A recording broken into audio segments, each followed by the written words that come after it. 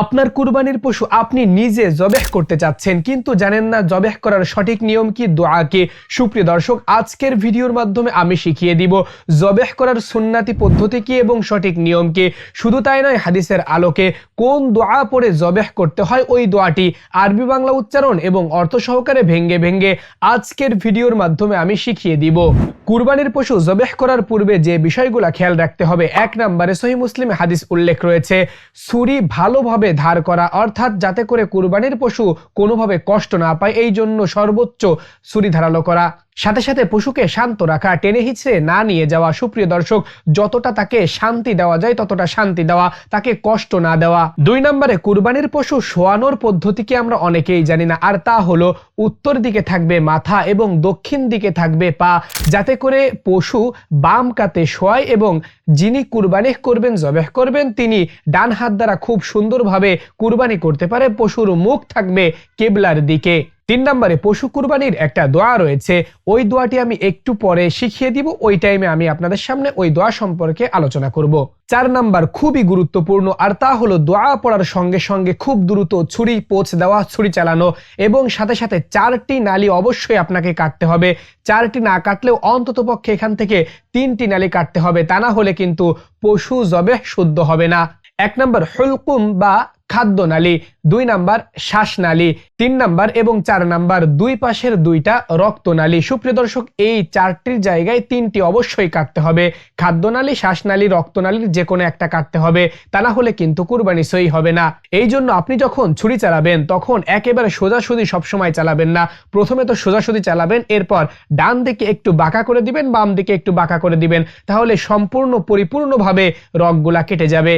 সাধারণত আমি যে নিয়ম বললাম এই নিয়মে ছুরি চালালে 4টি নালি কেটে যাবে, তবে আমরা অনেকে একটি ভুল করে থাকি, তা হলো ছুরির আগা দিয়ে ভেতরে খুচাখুচি করে থাকি, যাতে করে পশু ভীষণ আকারে কষ্ট পায়। আর তা হলো স্পাইনাল কর্ড, ভেতরে যেটা থাকে ওইটা কাটার জন্য আমরা মরিয়া হয়ে যাই, কিন্তু ওইটা কাটার সঙ্গে কুরবানির কোনো সম্পর্ক নাই।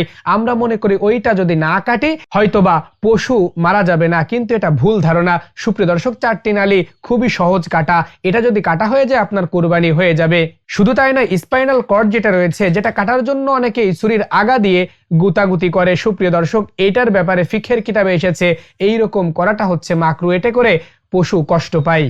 5 নাম্বার জবেহের পরে করণীয় কি, অনেক জায়গায় দেখা যায় জবেহের পরে হাত পা চেপে ধরে রাখে পশুর, এতে করে পশু হাত পা ছুটতে পারে না, তার ভেতর থেকে যে রক্ত প্রবাহিত হবে এটা হয় না, এই জন্য গোশ মাংস দূষিত হয়ে যায়। সুপ্রিয় দর্শক, হাদিসের কিতাব সহ বৈজ্ঞানিক পদ্ধতিতে যেটা উল্লেখ রয়েছে তা হলো পশুর হাত পা ছেড়ে দেওয়া, দ্রুত নাড়াচাড়া করতে দেওয়া।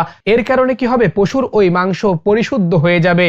আরো একটি ভুল অনেকেই করে থাকে, অনেকের দেরি সহ্য হয় না, এই জন্য জবেহ করার সাথে সাথেই চুলা কোটা শুরু করে দেয়, চামড়া ছিলা শুরু করে দেয়, পায়ের রক কাটা শুরু করে দেয়। এগুলা সম্পূর্ণটাই হাদিস বহির্ভূত এবং বিজ্ঞান সম্মত না।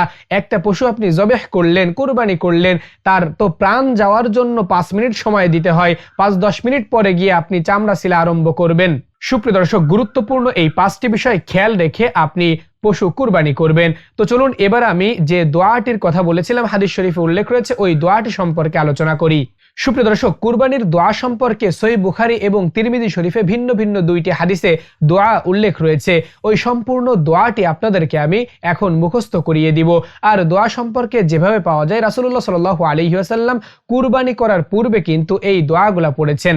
এই দোয়ার অর্থ হচ্ছে আল্লাহর নামে, যে আল্লাহ সবচেয়ে মহান, আমার পক্ষ থেকে আল্লাহ রাব্বুল আলামিনের জন্য আমি এই কুরবানি করছি। এইরকম চমৎকার অর্থবহ এই দোয়াটি এখন আমরা শিখে নিব।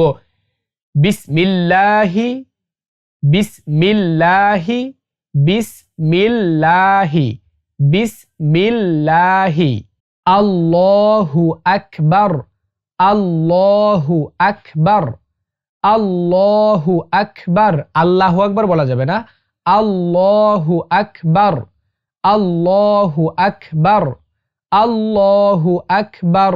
আল্লাহুম্মা হাযা আল্লাহুম্মা হাযা আল্লাহুম্মা হাযা আল্লাহুম্মা হাযা মিনকা ওয়ালাক মিনকা ওয়ালাক।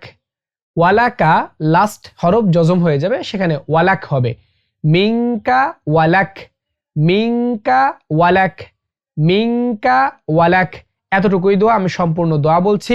বিসমিল্লাহি আল্লাহু আকবার, আল্লাহুম্মা হাযা মিনকা ওয়ালাক। সুপ্রিয় দর্শক, পূর্বে আমি একটি কথা স্কিপ করে গিয়েছি, এখন বলছি। এই দোয়া পড়ে আপনি কোন বরাবর ছুরি চালাবেন, আপনি দেখবেন এইখানে হাত দিলে একটা ফাঁকা অংশ দেখা যাচ্ছে, আঙ্গুল ডেবে যাচ্ছে। সুপ্রিয় দর্শক, ওই বরাবর ছুরি চালাতে হবে, ওই বরাবর আস্তে আস্তে নিচের দিকে যেতে হবে। এভাবেই করে আপনি কুরবানি আদায় করতে পারবেন। দোয়াটি পড়তে হবে মাত্র একবার। তো সুপ্রিয় দর্শক, দেখতে দেখতে ভিডিওর একেবারে শেষ পর্যায়ে চলে এসেছি। কেমন লেগেছে আজকের এই কুরবানির দোয়া শিক্ষার ভিডিও, নিচে কমেন্ট সেকশনে আপনার মন্তব্য জানাবেন। সম্পূর্ণ ভিডিও জুড়ে আপনাদের সঙ্গে ছিলাম আপনাদেরই প্রিয় ভাই, আমি হাফেজ মাওলানা সাব্বির হোসাইন। আপনি দেখছিলেন বাহক টিভি ইউটিউব চ্যানেল এবং বাহক টিভি ফেসবুক পেজ। দেখা হচ্ছে খুব শীঘ্রই নতুন কোনো ইসলামিক ভিডিওতে। আসসালামু আলাইকুম ওয়া রাহমাতুল্লাহ।